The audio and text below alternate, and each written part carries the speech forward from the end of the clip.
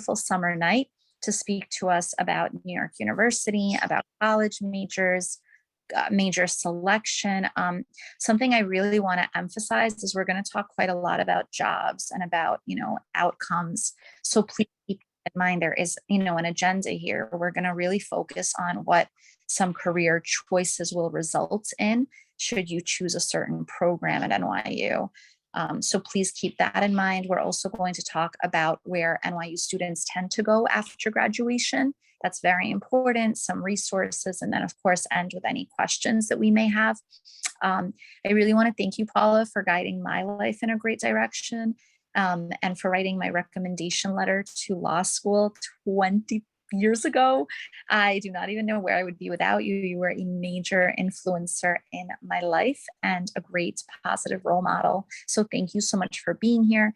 Thank you for speaking. And I'm beyond grateful to have this moment. So before we even start, I want you to know that I sincerely want to thank you. And now we can get started because I saved the ending for the beginning. All right, everyone, we're really lucky. Paula, without further ado, take over. Thank you, Frances. It's my pleasure. Welcome, everyone. As Frances has said, she was one of my students at New York University, so she is obviously a success story. I recently retired from NYU after 35 years, but I'm still staying in the education field, and it is an honor to be affiliated with Quella Prep. So the agenda is in front of you, so I'll try to go, there's a lot of information. I'll try to go as quickly as possible. And I have, there's an email at the end if you have questions, but today we're going to talk about not only New York University, but because a lot of what I talk about applies to other colleges as well. I'm being specific because that has where I've spent many years. But again, a lot of this can apply to other colleges as well. All right, let me move on. Oh. Hold on.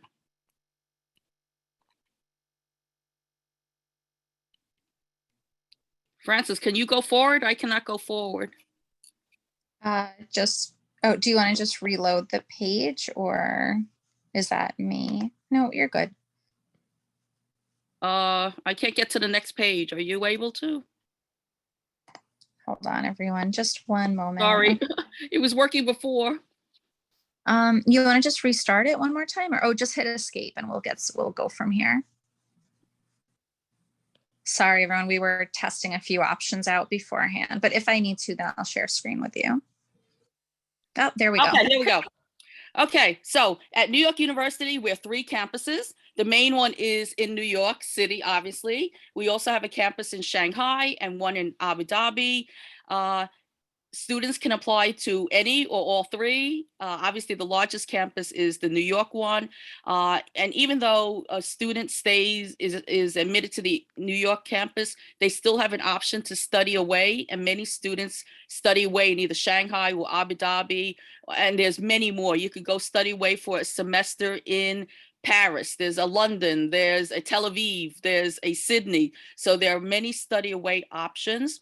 I believe the Shanghai and the Abu Dhabi, they require that New York University students study away for at least 4 semesters. The New York campus does not require that, but if it's 4 semesters, it gives the opportunity for students to just learn about other campuses as well. Okay, so a little bit about early decision acceptances. So you could read this. I'm not going to read everything word for word, but New York University is very competitive. As you can see, how many applications New York University received recently, 105,000. So that is a lot. So very, very competitive. New York University obviously is not an Ivy League, but we are still very, very competitive. The New York NYU admissions has an acceptance rate of 21%. All right. So students do get in, but how do you increase your chances? Okay.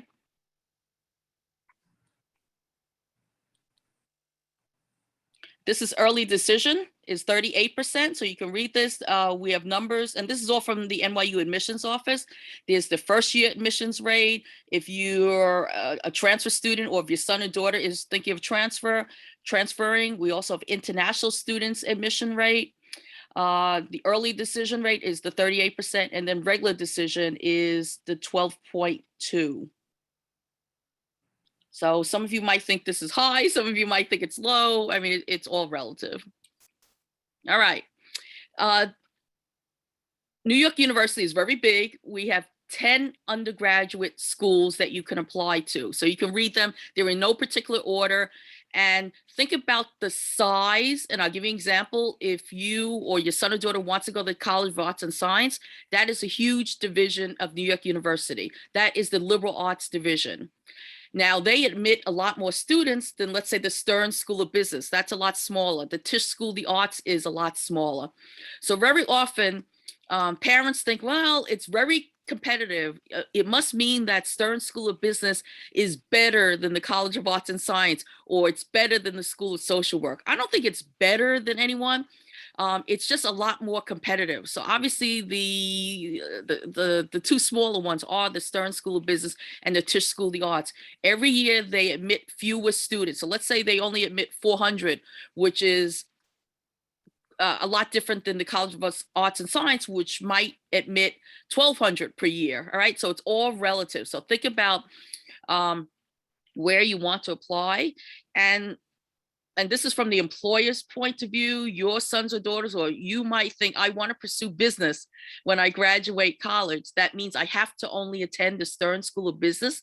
That is not true. You can graduate from any of these other colleges and still have a job in business. Now, what employers will look for, and this is their opinion, it's not my opinion, but it's an important opinion, they are looking for relevant experience. So you can be an English major, an anthropology major, a psychology major, and if you want to pursue business, obviously you would be expected to pursue a business related internship, probably more than one. It could be during the summer, it could be during the academic year. Obviously take some courses, electives in business. You might even have a minor in business, all right? So that's what important, that's what employers are looking for. Gallatin School of Individualized Study, some of you might not wonder, what the heck is that? That is a school where you create your own major. So students who graduate from Gallatin are taking classes from Steinhardt, from the School of Social Work, from the Global Public Health. So they're really mixing and matching. So if you feel that your major doesn't, or your area of interest doesn't really fall into any of these, then Gallatin is a great way, and students do still find jobs, because a lot of parents say, well, if they have an odd major or something that's unique, will they find jobs? The answer is yes. So again, to reiterate, there are 10 undergraduate schools. You can apply to more than one. You don't have to just select one, but just to let you know, there are many different divisions. And many colleges out there also have different divisions. So it's rare that you only apply to one division. Nope, blank. Oh, okay. So interesting numbers here. We talked about the acceptance earlier, 12.8. The number of first generation students at NYU is 20%, and the rest you can look at the breakdown of ethnicity, international, other. So just to give you an idea of the diversity at New York University, it is pretty diverse, and they're trying to even make it even more diverse. So if you want to just get an idea of that. All of this is on the admissions page at NYU as well. So if you want to dig deeper, you can also look at that. So now I'm going to talk a little bit about factors in selecting your college major. I know sometimes as parents, and I know we have some students here in this webinar, you might be thinking, do I have to select my major before I attend New York University or any college? I know we all have areas of interest. I know when I was growing up, my parents thought I should be pre-med. Obviously that didn't work out. And you might have some things in mind for what your sons or daughters might be studying. But here are some factors in selecting your college majors. We always recommend to students interest, interest, interest. You really need to pursue something that you have a passion for, because not only will you enjoy going to the class, your grades probably will be higher, you'll have an interest in topics, maybe research with an instructor or faculty member. And many students change their major a few times. I know I changed my major probably 2 or 3 times, but part of the reason was we always recommend to students attend an introductory course. All right, that is a great way to figure out if this is a field that you want to pursue. Very often, if you don't like your introductory course, you might not like the additional 9 or 10 courses that you need in that field. So the introductory course is very important. I also included faculty and instructors. This is a great way for you to see who teaches in that department. Are they conducting research that might be related to your area of interest? Is there a way to maybe pursue research with some of these faculty members? And I also included diversity of major requirements. What are the courses? As I said, most majors require anywhere, and this is most colleges, most majors require anywhere from 10 to 12 courses in that major. But certain colleges, if you're going to major in XYZ, you also have to perform an internship. You might have to perform 2 internships. You might need to write a research, who knows, paper, or many research papers. So look at the requirements that you need to major in certain things. And many students also have double majors. Sometimes you could have a double major and a minor, all right? But we always say, choose a major that's interesting to you, that really meets your interest. And as I said earlier, employers do not just look at majors when you graduate. That's probably for most fields. Obviously, there's certain fields where if you do not major in that, for instance, if you want to pursue nursing, it's very hard to be a nurse after you graduate with just an English major. But with a lot of these other liberal arts fields, you really can have a major that's not related to that field. But as we said earlier, employers are looking for career-related experience through internships, part-time jobs, just in what we call experiential learning. And I'll talk a little bit about that later. But your major does not always dictate your college choice, but think about what you want to choose in terms of colleges.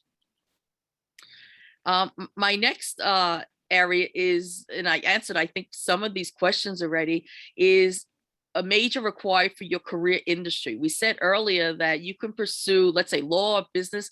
You don't have to necessarily be a pre-law major. For business, you do not need to be a business major. Employers out there are just like we talked about diversity, employers also want to diversify their workforce. So if they're hiring someone to work in finance, they do not want every college graduate to be a finance major. They welcome those physics majors and those politics majors and English majors. It's really liberal arts because they really bring a different angle, and that's what employers are looking for.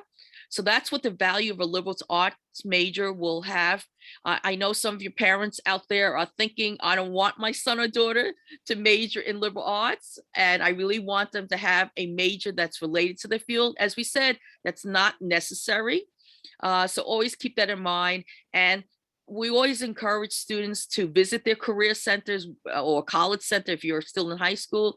Talk to the counselors, talk to them what options are available. There are lots of different resources available. There are paper and pencil inventories that even high school students can take to get an idea of what career path they might think about. And no one's ever married to a career path. You certainly can change your mind after a while. Same thing, what do employers, recruiters, graduate schools seek in applicants? A whole list of skills. A lot of it is oral and written communication skills. Now, technology is very important. And I know some of you think, well, my son or daughter doesn't want to pursue technology as a career. It doesn't mean that you have to be a computer science major, but technology is important. Social media, important, just in general, communications, all right? So there are many skills that employers, recruiters, graduate schools seek in applicants. It's not just having a high grade point average, even though that can be important. As we said earlier, a lot of it is what other skills you bring to the table besides your major. Oh, sorry. All right, so where do NYU students go after graduation? At NYU, we have what's called Life Beyond the Square survey. So most students, undergraduate, graduate in May, even though there is a January and a summer graduation month as well. But most students, as in most colleges, most students graduate May or June. And at New York University, about 4 to 5 months, so usually around October or November, we send out surveys.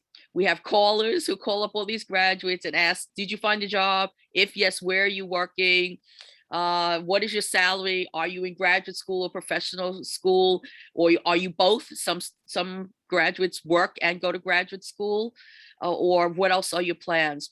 So if you need to research, this is all public knowledge, is on the Wasserman Center for Career Development's website. I did include the link. Or you could just Google Life Beyond the Square survey. It's for the class of 2021. The class of 2022, as we said, we'll be conducting that probably in October, November, and those results usually come out in January. It'll be out in January 2023. And most other colleges also conduct similar surveys. So if you want to look at that, the one at NYU is called Life Beyond the Square, square meaning Washington Square. So if you're curious for the class of 2021, and this is in the middle of the pandemic, so very good results. 95% were employed or in graduate school or both. As I said, this was 6 months after graduation. The mean annual salary, and this is all for undergraduates, that's all that we're concerned with today, and you can read that, 71,128. So that's with a bachelor's degree and pretty high salary. That was an increase from the previous years. And we do have the previous year's surveys on our website as well. So if you want to pursue read a little bit more about that, you can. So 71,128. Oh, sorry. Next one.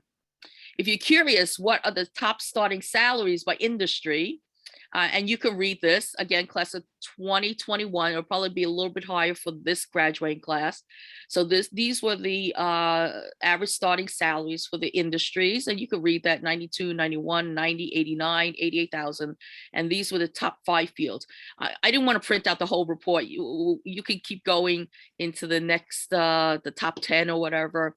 So some of you might wonder, well, actually, I was wondering because the nursing major actually was the top one for the past 10 years. So I guess they took over by investment banking, investment portfolio management, computer hardware, aerospace, internet. But nursing is probably one of the top 10 as well. So the point I try to make, and the reason I bring up nursing is, very often when we meet with students, they would ask us, oh, so what's the top salary? How much money can I make after I graduate from New York University? And yes, we would say nursing was up there, but we would also work with students to say, what is important to you? Not everyone can be a nurse.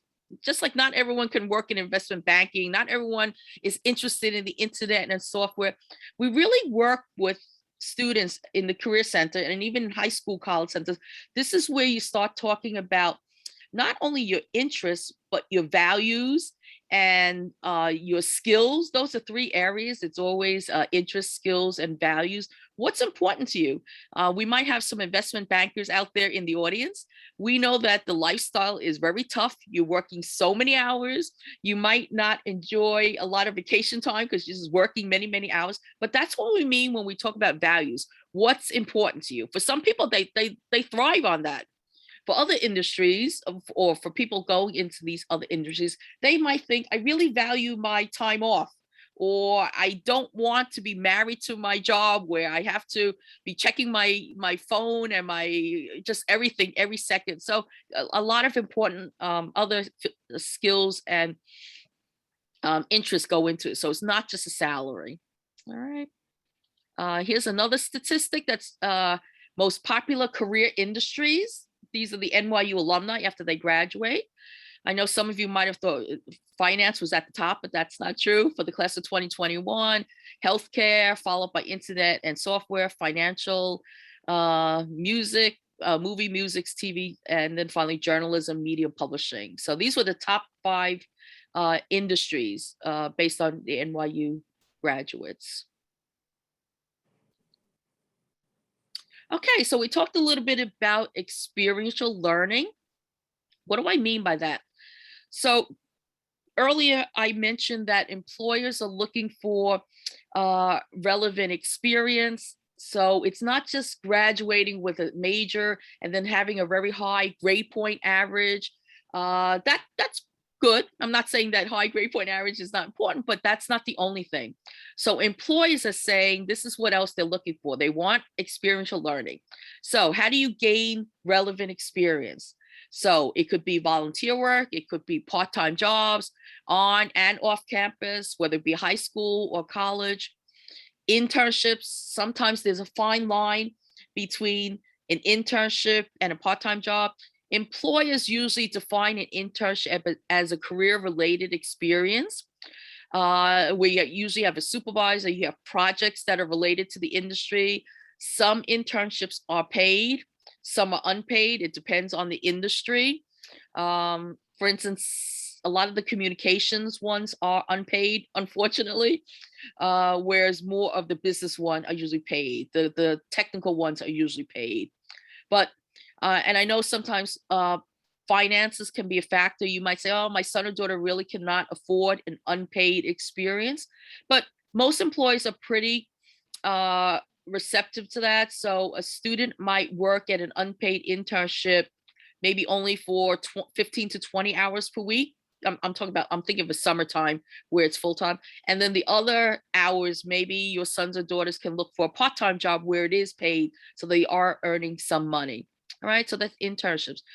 I included create your own experience. And what do I mean by that? Very often students say and parents say to us, they've been searching forever. They've been looking online. They cannot find a paid internship in the industry. They cannot find a part-time job. Okay, it's very competitive right now. And it probably will be in the next few years. But I always say, how do you create your own experience? So this is where maybe you can network with an instructor, maybe you can network with a relative or family friend. And if you have a project that you're working on, and you can include that on your resume. And I'll give you an example. I was working with an NYU student who during the summer was taking a summer class. It was in advertising and marketing, a summer class. It was not a job, but part of the project in the class was they broke up into groups of 4 or 5, and they were each given a marketing and advertising product. So a mock product, a fake product. They had to come up with the advertising campaign, the pricing, the forecasting, all that. This was the whole project for the whole summer. So I said to the student, how come that's not on the resume, this whole project? And she goes, well, it was part of my class. I didn't get paid for it. I didn't go to an internship. But I said, that's the type of project that an employer would love to see on your resume. The fact that you went through this whole advertising and marketing campaign for a mock product, that's exactly what we're looking for. So that's where you can create your own experience. It doesn't have to be paid or unpaid. So that's where we say to students, work with your high school counselors, work with your college career counselors. They can probably help you think of an experience that you can include on your resume. And we know that resumes are very important, not only for your job search. If you're applying to college, most will also want a resume. So that's where you can get some experiential learning. And most employees are not going to ask, how much were you paid? They don't care about that. It's really the experience that you accomplished during the last few years. Oops. Sorry, I keep pushing the wrong button. Okay, so here's some resources. I've talked about the college and the career center a few times, so that's very, very important. And I hate to say it, very often students only go to a college or career center when they need the help. It's usually I'm applying to a job and I need a resume and it's due by midnight tomorrow and I've never written a resume before. Help. Okay. I'm trying to tell you and your sons and daughters, go and network, get to know the staff before something is urgent. That way you'll get to know them. They might think of an internship or an experience or a part-time job or, oh, did you ever think of applying to this college? When you get to know staff, that's how they remember you. All right, so get to know that. Same thing with Quella Prep. We have a big staff that work with us. That's how you network with all of us. It could be me, it could be Francis, it could be all the other tutors that work. We all have different experiences, and that's what Quella Prep could also help. Professional associations, no matter what industry that you are pursuing. It could be law, it could be accounting, it could be teaching. There are professional associations related to that. So how professional associations are helpful is very often they have mentors, they have career related webinars. Some of them are in person, some of them are right now like this via Zoom. Some of them have job listings where there are internships or full-time jobs. It's just a great way for them to expand the knowledge about their industry, but they also want to work with students as well. So very often they hold even career fairs. I know there's one organization that NYU works closely with. It's called Center for Communications. So they offer, as I said, events like this. They have small career fairs. You could talk to people who are working in the communications field. Next, we have free or low cost courses outside of your school. This could be through LinkedIn Learning, Coursera, specialized schools. When you take a course, not only does that expand your network of who you know and just people that are working in the field, you can network, you could maybe work as an intern with someone with some of these. So again, these are courses that you could take.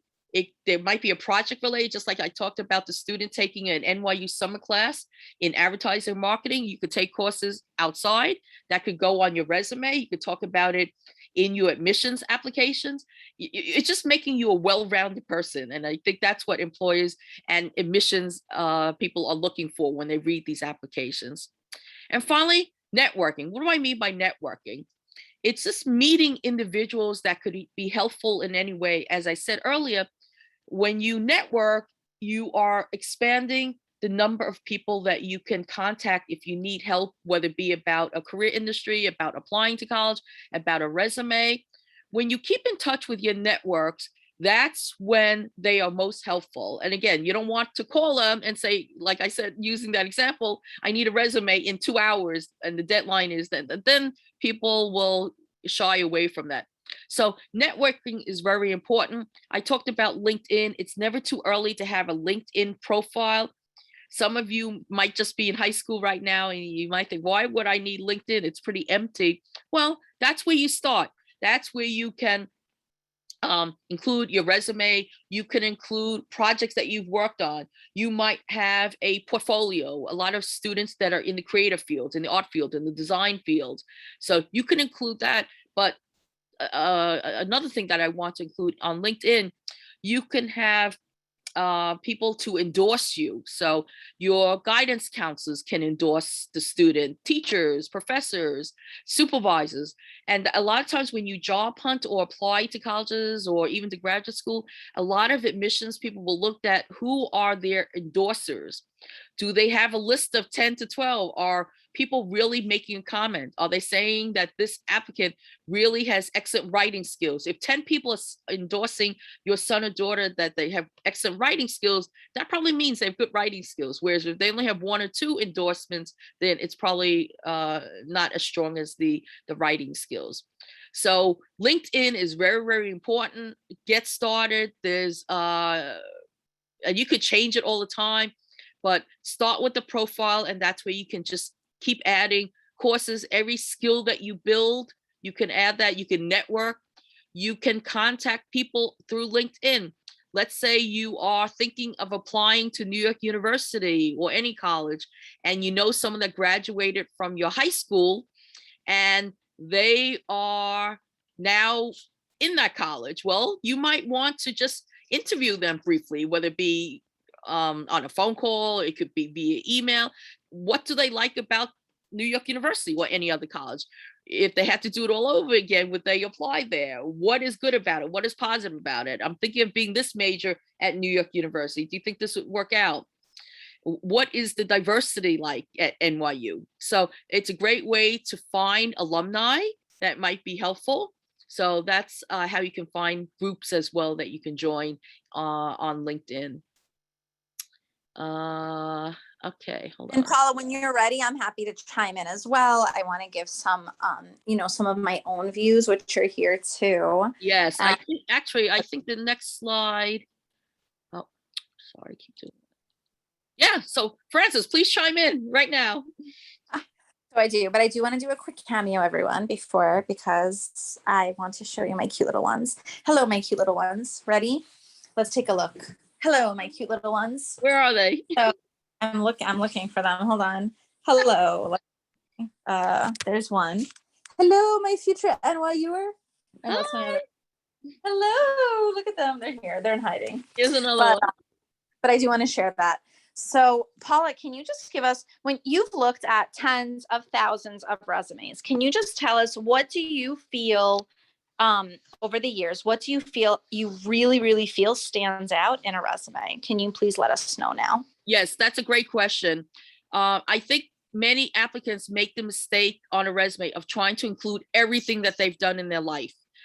Usually when we are high school students applying to college, try to keep it to one page. Even if you have a couple years experience, I still say try to keep it to one page. But what will stand out is you want to choose those skills which you think are the strongest. And your resume for college might be a lot different than your resume for a job, because rightfully so, they're just two different areas. So I always say have maybe a resume with everything on it. And then when it comes time to apply for a job or applying to a specific college, extract that information that you think is directly relevant to that college. So if you are thinking of being a dance major at NYU or any place, and for that program, you really want to emphasize your dance skills, well, if you had an internship, even though it was 3 or 4 years ago that was in dance, that's the one where you want to embellish and talk about that for that specific application. Now, maybe for another college, you're not thinking of applying to as a dance major because maybe they don't have dance as a major. For that, then you have a different resume, and you would choose a different skill or different experience or different volunteer experience that you want to emphasize. But you want to emphasize those skills that are relevant to either that job or that specific school that you are applying to.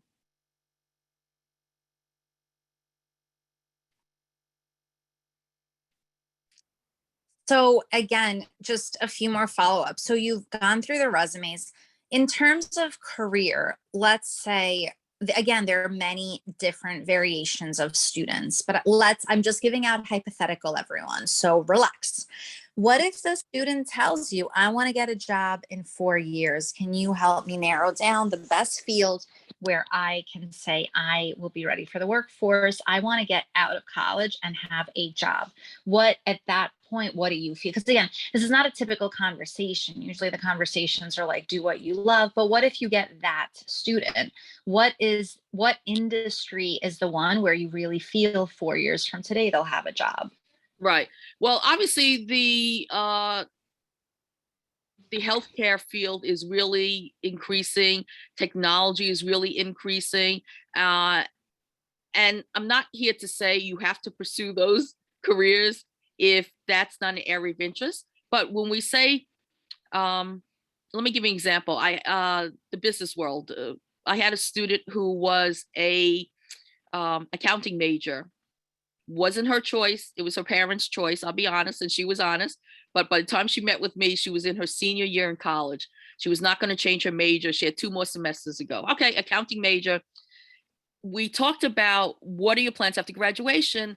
She says, everything on my resume says accounting, all my classes, and she had an internship that was accounting related, obviously due to her family. And at that time, she thought she was going to pursue accounting really full force. But what we ended up talking about through many sessions and compromising was she ended up accepting a accounting job after graduation, but the organization was Liz Claiborne.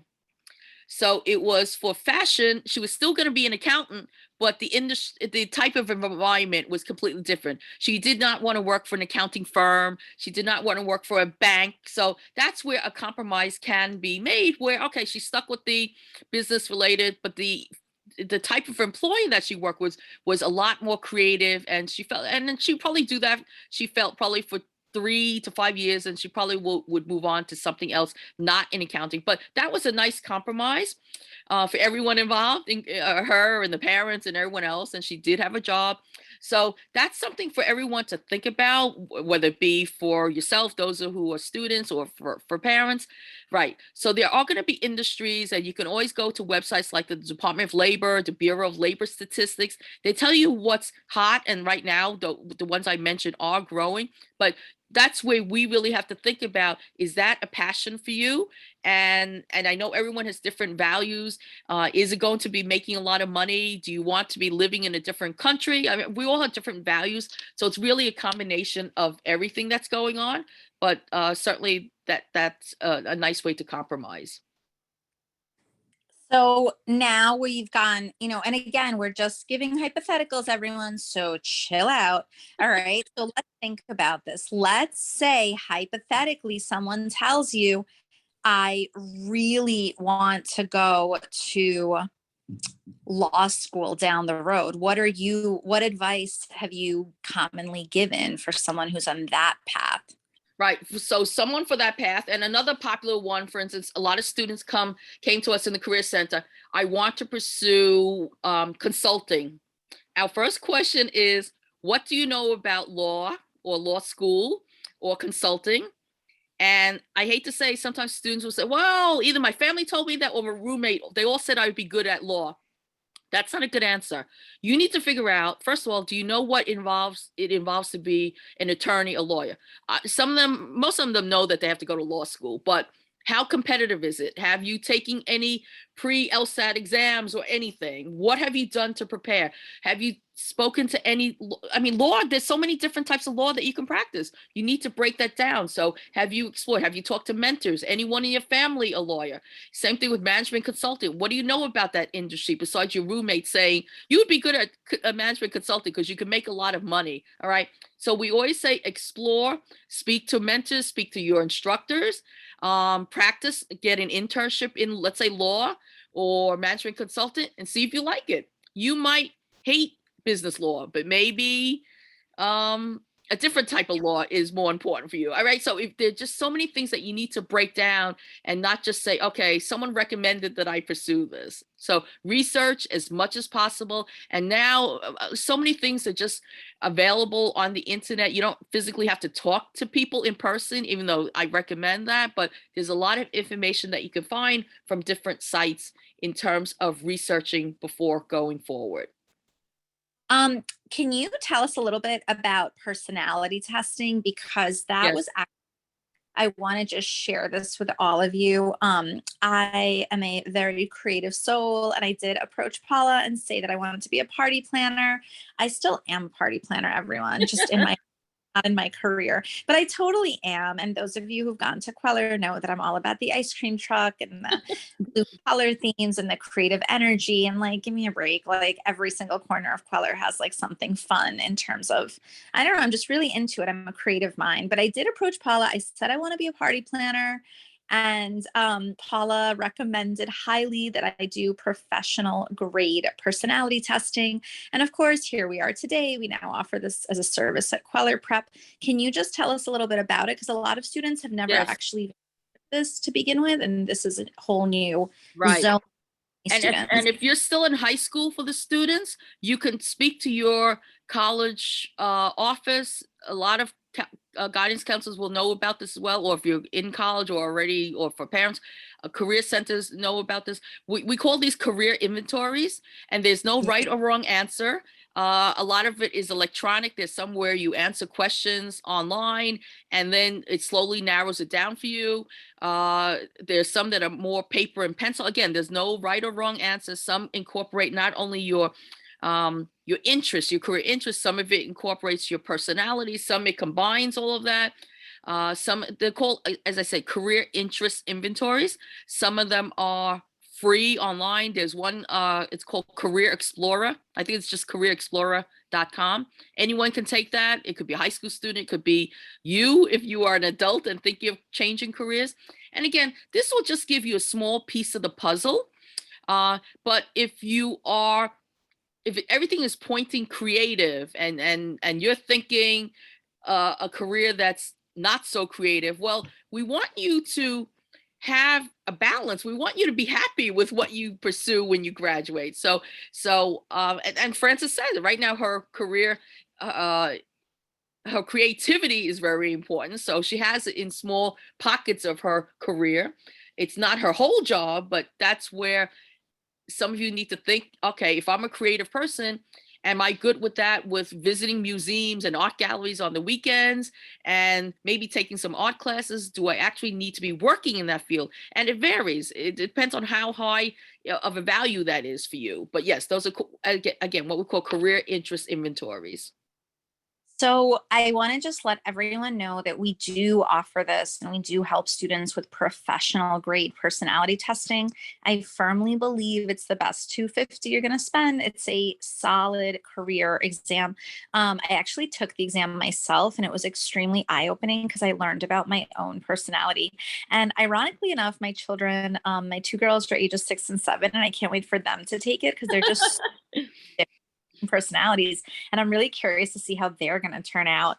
But I do feel there's a lot of value. I did put the link into the chat. In terms of the actual college applications, there's also something to be said about applying smart. If everyone takes a moment, I just want everyone to look in the chat box right now, because I'm going to send this one more time.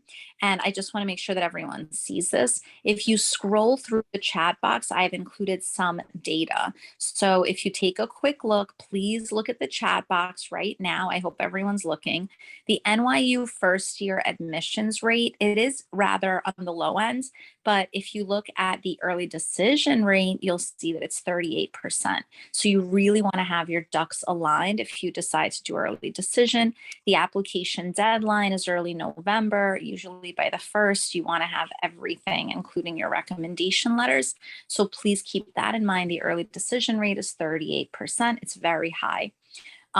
You should also know which program is competitive. This is also in the chat box. I hope everyone sees this. The NYU College of Arts and Science is only a 9% acceptance rate. Gallatin is 30. Stern is 14.2. College of Liberal Studies is 16. You know, where you apply is extremely telling. It's very important that you apply smart as well. I hope everyone can, share that wisdom with their children also. And I do want to share with you that even if you go, and Paul is definitely going to agree with me on this, I mean, you don't have to go to the Leonard Stern School of Business and go to business school. This is and if you don't go to business school as an undergraduate, you can still wind up with an MBA. And I'm sure Paula agrees with me on this. There's a lot of pressure. Many students put so much pressure on themselves to apply direct into neuroscience, or direct into business school, or direct into NYU Tendon School of Engineering. Sometimes your path may just be more general. And Paul, if you could please help elaborate on this, because I have a lot of students who put so much pressure on themselves to get into this niche, this program, and it's very, very stressful. I totally agree. And I'll put in the chat, most colleges belong to NACE, N-A-C-E. That stands for National Association of Colleges and Employers, NACE. So half the members are career centers and the other half are employers. So employers are feeding career centers information that they should share with students. And at the same time, career centers are sharing information with employers. And that's where we get all this information from. Employers are saying, correct, you do not have to be graduating from this a business school to work in business. There really is a lot of just crossover, but at the same time, a popular question that they are going to ask an employer if they're going to hire you is, well, what do you know about business? Have you taken any courses in business? Have you had an internship in business? And if the answer is no to all those three, they're going to say, but what are you doing here? So usually if you have a minor or take electives in business, because a minor for some colleges, that's either 5 to 6 courses, you might not have enough for a minor, but even if you took 3 electives in business, that could be listed on your resume. So, and if you had an experiential learning, whether it be an internship or you had a project with a business professor, that could all go on your resume. So always keep that in mind. but I totally agree. There's a big push. We say liberal arts. It's really follow your passion, and you'll still be able to work at your job, but gain those other skills as well. And then thank you so much, Paul. And then the other golden nugget of wisdom. I'm speaking slowly, so you know it's important. Everyone, pay attention. Everyone. You'll notice College of Arts and Science is only a 9% acceptance rate. I mean, Gallatin's 38%. Whatever it is. I'm sorry, I have to look back at the chat. But I'm just saying, everyone pay attention because it takes a lot of effort for me to speak slowly. All right, I'm really going to try this. Are you ready, everyone? Are you ready? I hope you guys are ready for this. Okay, here we go. NYU College of Arts and Sciences, 9%. The Gallatin School of Individualized Studies, 30%. So everyone, I want you to remember this moment on August 15 at 8:55 p.m., right before we conclude this webinar. I want you to remember that golden nugget of wisdom I just gave you. Paula, can you elaborate on what Gallatin can offer students, please? Definitely.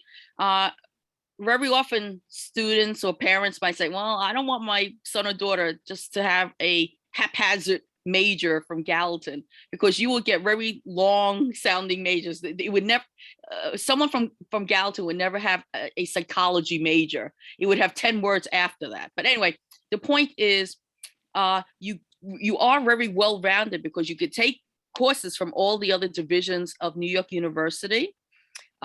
You also have to defend a thesis at the end, which most other students do not, undergraduate students do not need to do.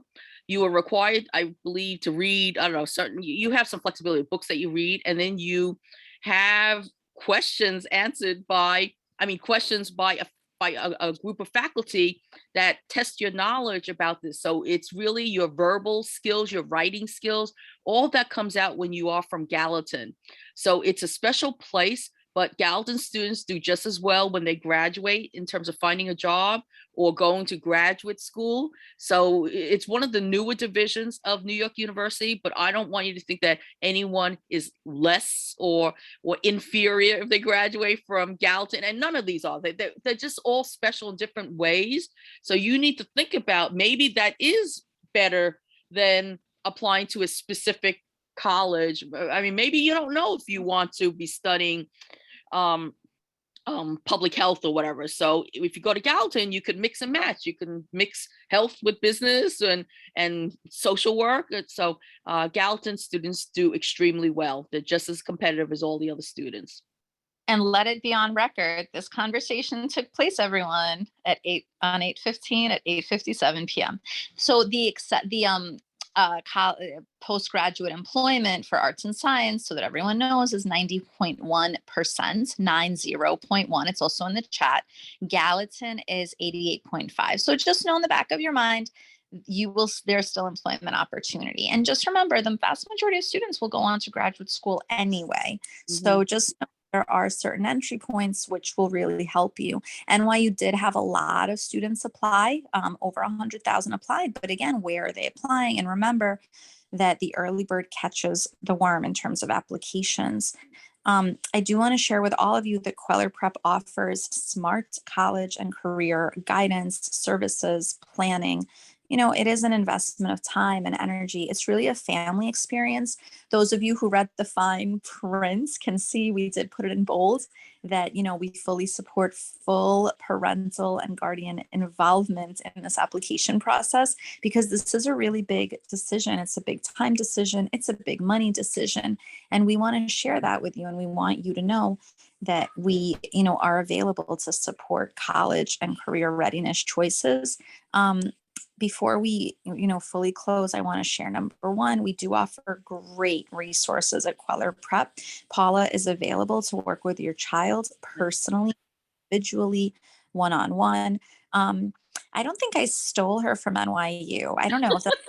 I don't want to say it, but Paula did email everyone on her love list saying hiring, and I said, well, you have to stay. You can't leave me. So I just want to see, even the dog. My dogs agree. That is a dog. But I will say, this was all networking, right? Francis and I have kept in touch over the years. And when I was announcing my retirement, it was really just to say, it's been a pleasure.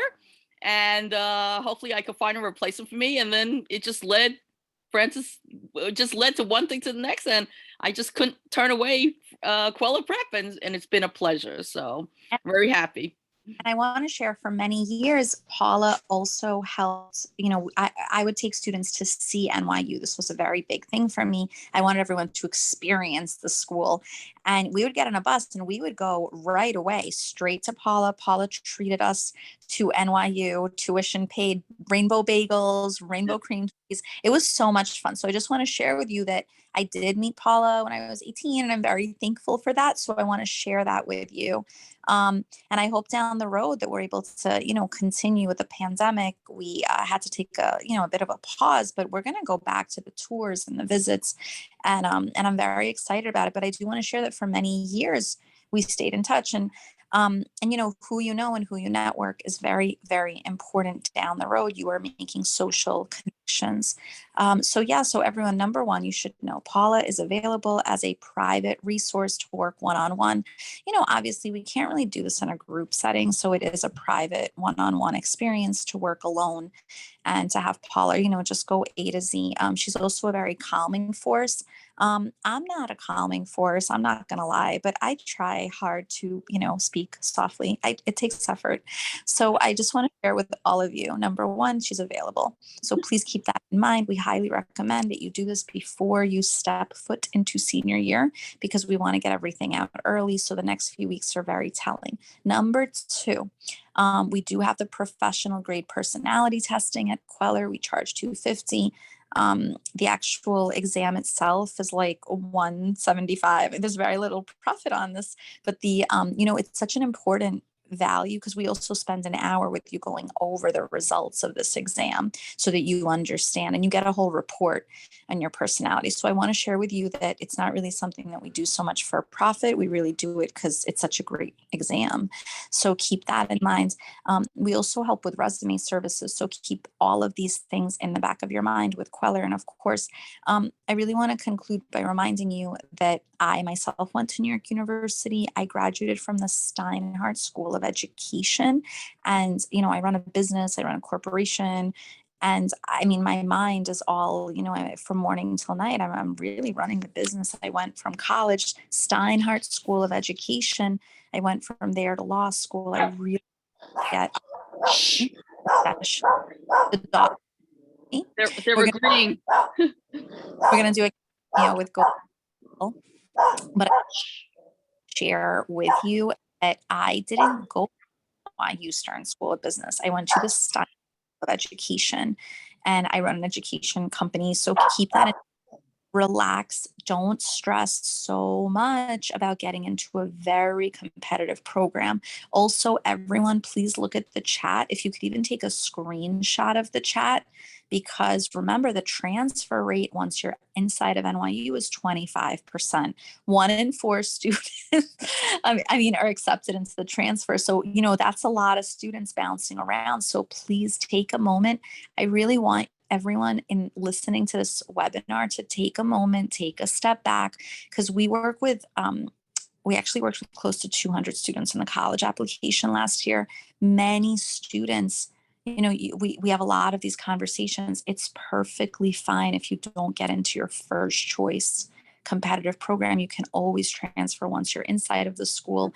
You can always switch majors. You can always, who knows, you could be 19 years old, participate in an internship, and decide this whole entire field is not for you. So take a step back. Don't focus so much on a program where, there's a single digit acceptance rate. And Paul, if you could add to that, and I think we're going to close after that. Thank you. Yes, I totally agree with you, Francis. You need to apply smartly. And that does not mean apply to every college possible. That would be ridiculous. But you want to have some that your sons or daughters have a good chance of being accepted. You have some dream, but think, and that's why we're having this conversation. And I only represented New York University because that's been our experience, but there are other colleges that have similar sites. A lot of things to think about before applying, and not just applying with a knee-jerk reaction, maybe because you went there or you want your sons or daughters to attend the school that you did not go to. A lot of thought has to go into applying to college. We don't want you just to apply and spend money and it's not a good fit. And that's why we always say, have conversations with your sons and daughters. Do they want to live at home? Do they want to go as far away as possible?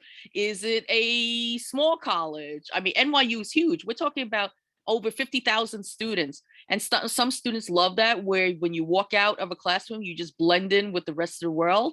Other students want that campus feel, and they're surrounded by only college students from that college. Everyone has a different idea of what is their priority. So make some visits as well, because that could make or break. Sometimes students say, oh, I want to go to a college in a rural area. Well, if you've never been in a rural area, that might not be a good idea. So lots of things to think about. So we could help you navigate a little bit further down the line. Absolutely. Something that I really enjoy doing at the end of the webinars, everyone, let's take a moment to say thank you to Paula. I'm going to ask the group, and I'm also with my cute little doggy here. So check this out. Goldie's here. Hello, Goldie. All right. So everyone, I'm going to take a moment to unmute everyone. All right, noisy. Everyone, ready? Okay, I'm going to the chat right now. I'm going to participate. So everyone, I'm going to ask everyone to unmute.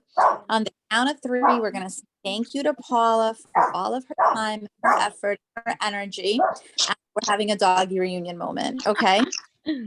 All right. So I'm unmuting. Ready? We're going to count to 3. 1, 2, 3. Thank you, Paula. Thank you. Paula. Thank you, Thank Francis. you. Thank you for the wisdom. Thank you, Francis. Thank you for the information. Thank you for putting up with me for 20 years. Thank you for telling me that the fields that work and don't work 4 years out of school. And thank you for the very structured guidance. I don't think we do enough of that in school. So I really want to take a moment to say thank you to you, because what you provide is extraordinary structure, and that really is very valuable. So everyone, please take a moment. Let Paula know that, this was very helpful, and thank you to everyone for listening. I do want to remind all of you that where you end, and those of you who are focused and determined, you're going to do really, really well. So last thank you to Paula, and then we're going to close up. Okay. Bye, Paula. Thank you. My pleasure. Have a good evening, everyone. All right. Take care. Thank you for a wonderful webinar. Thank you, Paula. Thank you for this experience. Thank you, everyone. Ready? Bye, Paula. Thank Take you. care. Bye. Thank you. Bye. Have a good evening. Bye. Have a good night. Thank you.